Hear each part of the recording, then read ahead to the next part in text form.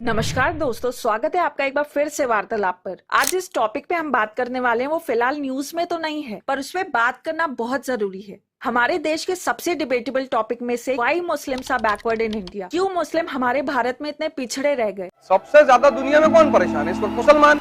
आज धर्मों में कोई खराबी नहीं हुई, ये धर्म का एक्सप्लेनेशन देने वाले लोग हैं ना, कुछ पॉलिटिकल पावर के लिए। इंडिया में सबसे बड़ी माइनॉरिटी ग्रुप मुस्लिम्स, जो देश की पॉपुलेशन का 14% से ज्यादा हिस्सा बनाते हैं, वो दूसरी रिलीजियस कम्युनिटीज के मुकाबले में काफी पीछे हैं। मुस्लिम सिर्फ मेजोरिटी हिंदू कम्युनिटी से ही नहीं बल्कि दूसरी छोटी माइनॉरिटी कम्युनिटीज जैसे सिख्स, जैन्स के मुकाबले में भी पिछड़ रहे हैं। दोस्तों, अगर अपने हिस्ट्री को पलट कर देखा जाए तो 1947 इंडिपेंडेंस के बाद से इंडिया में मुस्लिम्स की इकोनॉमिक और एजुकेशनल बैकवर्डनेस एक सीरियस इशू रही है। पार्टीशन के बाद भले ही कॉन्स्टिट्यूशन ने इक्वालिटी और सेकुलरिज्म की गारंटी दी थी, लेकिन मुस्लिम कम्युनिटी को इंडियन सोसाइटी और इकोनॉमी में इंटीग्रेट होने में बहुत सी प्रॉब्लम्स फेस करनी पड़ी, या कहीं अभी भी करनी पड़ रही हैं। पार्टीशन ने उनमें सेपरेशन का एहसास और बढ़ा दिया और आगे बढ़ते कुछ सालों में एजुकेशन की कमी, पॉलिटिकल रिप्रेजेंटेशन की कमी और लिमिटेड इकोनॉमिक अपॉर्चुनिटीज ने इन प्रॉब्लम्स को और कठिन बना दिया है। सचर कमेटी 2006 की रिपोर्ट ने यह दिखाया था कि लिटरेसी, एम्प्लॉयमेंट और लिविंग कंडीशंस में मुस्लिम दूसरी कम्युनिटी से काफी पीछे हैं। 2024 तक भी ये इश्यूज बरकरार हैं और पॉलिटिकल और सोशल डायनेमिक्स ने उनके एक्सक्लूजन के सेंस को और भी ज्यादा बढ़ावा दिया। इस पूरी हिस्ट्री को समझना जरूरी है ताकि मुस्लिम्स की करंट बैकवर्डनेस के रीजंस को सही तरह से एड्रेस किया जा सके। आज के टाइम पे इंडियन मुस्लिम्स की कंडीशन बहुत ही खराब है। ये community social status, political activism, financial condition, educational qualification और हर वो फैक्टर जो किसी कम्युनिटी की प्रॉस्पेरिटी डिफाइन करता है उसमें पीछे होती जा रही है। कुछ देश जैसे कतर, कुवैत, सऊदी अरेबिया का इम्पैक्ट इंडिया के मुस्लिम्स के बैकवर्डनेस में देखा जा सकता है, जहां मुस्लिम्स को लो वेजेस देकर उनका एक्सप्लॉयटेशन किया जाता है और अपने कंजर्वेटिव रिलीजियस आइडियोलॉजीज का प्रमोशन किया जाता है। ये आइडियोलॉजीज मॉडर्न एजुकेशन और सोशो इकोनॉमिक पार्टिसिपेशन को डिस्करेज करती है, जिससे करियर अपॉर्चुनिटीज लिमिटेड हो जाती है। इन देशों से फंडिंग मिलने वाले कुछ religious institution traditional religious education को ज्यादा इंपॉर्टेंस देते हैं, जो इंडिया जैसी डाइवर्स सोसाइटी की जरूरत के साथ अलाइन नहीं होती है। ये एक्सटर्नल इन्फ्लुएंस और इंटरनल सोशो इकोनॉमिक चैलेंजेस मिलकर मुस्लिम कम्युनिटीज को मेन स्ट्रीम प्रोग्रेस से अलग करते हैं, जो उनकी ओवरऑल बैकवर्डनेस का एक रीजन बनता जा रहा है। कुरान में इल्म यानी नॉलेज को 750 बार मेंशन किया गया है और ये स्पिरिचुअल सक्सेस के लिए बहुत जरूरी है, लेकिन इंडिया में कई मुस्लिम्स को बैकवर्डनेस का सामना करना पड़ रहा है। कुरान की टीचिंग्स तो नॉलेज लेने पर जोर देती है, लेकिन कम्युनिटी का मॉडर्न एजुकेशन को नजरअंदाज करना और सोशियो पॉलिटिकल मार्जिनलाइजेशन उनकी क्वालिटी एजुकेशन और अपॉर्चुनिटीज तक एक्सेस को लिमिट करता है। तबलीगी जमात जैसे ऑर्गेनाइजेशंस स्पिरिचुअल रिवाइवल पर ज्यादा ध्यान देती हैं और रिलीजियस प्रैक्टिसेस को स्ट्रिक्ट फॉलो करती हैं और मॉडर्न एजुकेशन और सोशो इकोनॉमिक डेवलपमेंट को प्रायोरिटी नहीं देती हैं। ये फोकस कम्युनिटी को कंटेम्प्रेरी एजुकेशनल और इकोनॉमिक अपॉर्चुनिटी से दूर कर रहा है और मुस्लिम्स में बैकवर्डनेस को मजबूत बनाता जा रहा है। इसमें कोई शक नहीं है कि सक्सेसिव गवर्नमेंट ने मुस्लिम्स के साथ डिस्क्रिमिनेशन किया है, लेकिन कम्युनिटी खुद भी अपने हालत के लिए कुछ हद तक जिम्मेदार है। चलिए इनमें से कुछ कारणों की बात करते हैं। Political issues. मुस्लिम्स इंडिया में 4 मेजर एरियाज में पीछे हैं। पहला, मुस्लिम्स पॉलिटिकल लाइंस में डिवाइडेड हैं और इनके पास कोई नेशनल लीडरशिप नहीं है। दूसरा, इनको सिविल सर्विसेज और पब्लिक एडमिनिस्ट्रेशन में देखा तो जाता है पर बहुत रेयर। तीसरा, जर्नलिज्म के फील्ड में कम्युनिटी काफी अंडर रिप्रेजेंटेड है। ये एक अनफॉर्चुनेट बात है कि इतनी बड़ी पॉपुलेशन होने के बावजूद इंडियन मुस्लिम्स की पॉलिटिकल स्पेस में कोई स्टैंडिंग नहीं है। कोई भी पॉलिटिकल पार्टी जेन्युइनली मुस्लिम्स को रिप्रेजेंट नहीं करती। हाँ, कई पार्टीज में मुस्लिम लीडर्स हैं जो इलेक्शंस के टाइम वोट्स के लिए कम्युनिटी को एक्सप्लॉइट करते हैं, लेकिन लॉन्ग टर्म वेलफेयर के लिए काम नहीं करते। एक बार इलेक्ट हो जाने के बाद ये लीडर्स अपने पॉलिटिकल करियर को एडवांस करने में लग जाते हैं और कम्युनिटी को भूल ही जाते हैं। मुस्लिम्स का पॉलिटिकल रिप्रेजेंटेशन लो है, सिर्फ 6 to 8% के बीच, जबकि इनकी पॉपुलेशन 14% से ज्यादा है। इंडिया की 2 मेजर पॉलिटिकल पार्टीज कांग्रेस और बीजेपी मुस्लिम्स को अपनी तरफ करने की कोशिश करती है, लेकिन बीजेपी का आरएसएस के साथ संबंध पहली ही दफा में मुस्लिम्स को उनसे दूर कर देता है। कांग्रेस भी बीजेपी से ज्यादा अलग नहीं है, चाहे वो एक सेक्युलर पार्टी मानी जाती हो। इसका फर्क अरुंधति रॉय के वर्ड्स में अच्छी तरह से समझा जा सकता है। कांग्रेस ने जो चुपचाप किया वो बीजेपी ने गर्व के साथ किया। इस सब के बावजूद मुस्लिम लीडर्स इन पॉलिटिकल पार्टीज के हाथ का खेल बन जाते हैं और अपने शॉर्ट टर्म पॉलिटिकल गेन्स के लिए इन्हें सपोर्ट करते हैं, जैसे उत्तर प्रदेश जहाँ सबसे ज्यादा मुस्लिम्स हैं और जो इलेक्शन प्रोसेस में सिग्निफिकेंट इंपॉर्टेंस रखता है। वहाँ भी कई इन्फ्लुएंशियल मुस्लिम पॉलिटिकल लीडर्स हैं, लेकिन विडंबना ये है है कि ये लीडर्स कलेक्टिव एफर्ट्स करने के बजाय एक दूसरे से पॉलिटिकल डोमिनेंस के लिए लड़ते हैं और रिलीजियस ऑर्गेनाइजेशन जैसे जमाते इस्लामी हिंद, जमात अले हदीस हिंद, सुन्नी दावत इस्लामी और दूसरे जो कम्युनिटी के अंदर रिफॉर्म ला सकते हैं, वो भी पुराने फेथ इश्यूज में ही अटके हुए हैं। शायद इन्हें सिर्फ यही कंसर्न रहता है इस्लाम को कैसे प्रैक्टिस किया जाना चाहिए। पब्लिक एडमिनिस्ट्रेशन की बात करें तो दूसरा मेजर एरिया जहाँ हर कम्युनिटी का बैलेंस रिप्रेजेंटेशन होना चाहिए वो है पब्लिक एडमिनिस्ट्रेशन, लेकिन यहाँ भी मुस्लिम्स का परफॉर्मेंस काफी पुअर है। टॉप ब्यूरोक्रेटिक पोजीशन जैसे Indian administrative service, Indian police service और इंडियन फॉरेन सर्विस में मुस्लिम्स का रिप्रेजेंटेशन 2 to 3% तक ही लिमिटेड है। ये भी ध्यान देना जरूरी है कि मेजोरिटी मुस्लिम से पोस्ट के लिए एलिजिबल भी नहीं है, क्योंकि बहुत कम लोग यूनिवर्सिटी ग्रेजुएट्स हैं। सर्वेस ये दिखाते हैं कि सिर्फ 5% मुस्लिम्स ने यूनिवर्सिटी एजुकेशन कंप्लीट की है। जर्नलिज्म के फील्ड में भी मुस्लिम्स काफी पीछे हैं। नेशनल प्रोमिनेंस वाले मुस्लिम जर्नलिस्ट काफी कम है और उनके अपने मीडिया आउटलेट्स भी लिमिटेड रीच रखते हैं। अगर कुछ टीवी चैनल्स और न्यूज़पेपर मुस्लिम्स के द्वारा चलाए भी जाते हैं तो उनकी रीच कम्युनिटी तक ही लिमिटेड रहती है। दो स्पेसिफिक रीजंस की वजह से, पहला क्योंकि वो ज्यादातर मुस्लिम्स के इश्यूज ही कवर करते हैं और दूसरी कम्युनिटीज के मैटर्स को लार्जली इग्नोर करते हैं, और दूसरा क्योंकि मेजोरिटी आउटलेट्स उर्दू में है जो आज के इंडिया में कॉमन लैंग्वेज नहीं है। उस डेटा के मुताबिक सिर्फ 5% इंडियन पॉपुलेशन उर्दू रीड और राइट कर सकती है। इसका नतीजा ये होता है कि इन मीडिया ग्रुप्स की व्यूअरशिप लिमिटेड रहती है और मुस्लिम्स का एक इम्पोर्टेंट सोर्स सोसाइटी तक पहुंचने में नाकामयाब हो जाता है। इनकी आवाज पब्लिक तक नहीं पहुंच पाती और ये राइट विंग मीडिया हाउसेस के लिए एक इजी टारगेट बन जाते हैं। आखिरी में बात करें तो मुस्लिम कम्युनिटी बदकिस्मती से जॉब सीकर्स ही ज्यादा है, जॉब गिवर्स नहीं। अजीम प्रेमजी विप्रो, यूसुफ हमीद सिप्ला, शाहिद बलवा, डीबी रियलिटी जैसे कुछ प्रोमिनेंट नेम्स के अलावा कॉर्पोरेट वर्ल्ड में मुस्लिम्स का प्रेजेंस काफी कम है। एक रिपोर्ट के मुताबिक टॉप 500 कंपनीज जो बॉम्बे स्टॉक एक्सचेंज या नेशनल स्टॉक एक्सचेंज पे लिस्टेड है उनमें मुस्लिम्स की ओनरशिप 1% से भी कम है, जबकि मुस्लिम्स इंडिया की 14% से ज्यादा पॉपुलेशन को रिप्रेजेंट करते हैं। लेकिन इन सभी कारणों का सोल्यूशन क्या है? इस सिचुएशन में कम्युनिटी के इंस्टीट्यूशन, रिलीजियस लीडर्स और वेल ऑफ मेंबर्स पे बहुत ज्यादा रिस्पॉन्सिबिलिटीज आती हैं। यूनिवर्सिटीज जैसे अलीगढ़ मुस्लिम यूनिवर्सिटी और जामिया मिलिया इस्लामिया यूनिवर्सिटीज जो मुस्लिम स्टूडेंट्स के टॉप प्रायोरिटीज हैं, उन्हें फाइनेंस प्रोफेशनल्स तैयार करने चाहिए जो अपनी इंडिविजुअल वेलबींग के साथ साथ कम्युनिटी के वेलफेयर का भी ध्यान रखें। इन यूनिवर्सिटीज को अपने एकेडमिक और सोशल स्टैंडर्ड्स को हाई रखना होगा। सिर्फ एजुकेशन और लर्निंग में एक्सीलेंस के लिए क्रेविंग नहीं, बल्कि डेमोक्रेटिक, लिबरल और सेक्युलर वैल्यूज को प्रमोट करना होगा और स्टूडेंट्स में मॉरल रिस्पॉन्सिबिलिटीज का एहसास करवाना होगा। कम्युनिटी को ऐसे पॉलिटिशियंस की जरूरत है और ये यूनिवर्सिटीज इस कॉज में बहुत कंट्रीब्यूट कर सकती है। रिलीजियस लीडर्स को भी अपने वेरियस एजुकेशनल, सोशल और कल्चरल इंस्टीट्यूशंस में रिफॉर्म्स की जरूरत को समझना होगा। एजुकेशन की इंपॉर्टेंस को हाईलाइट करना होगा, ना सिर्फ रिलीजियस एजुकेशन बल्कि मॉडर्न और सेक्युलर एजुकेशन भी। ये बात नोट करनी चाहिए, ऐसे रिफॉर्म सिर्फ कम्युनिटी के अंदर से आने चाहिए। बाहर से आने वाले इंटरवेंशन चाहे स्टेट से हो या नॉन स्टेट से, ना सिर्फ अनजस्टिफिएबल है बल्कि उनका फेल होना भी तय है। इसलिए कम्युनिटी के वेल एजुकेटेड और इन्फ्लुएंशियल मेंबर्स की रिस्पॉन्सिबिलिटी बनती है कि वो रिफॉर्म्स के लिए पुश करें। इन लोगों को कलेक्टिव एफर्ट्स करने चाहिए ताकि हर एकेडमिक लेवल पे ड्रॉप आउट रेट्स कम हो सके। वेल ऑफ मेंबर्स को स्कॉलरशिप्स और दूसरे एड्स प्रोवाइड कराने चाहिए ताकि डिजर्विंग और talented young students financial problem के कारण स्कूल या यूनिवर्सिटी ना छोड़ दें। दोस्तों,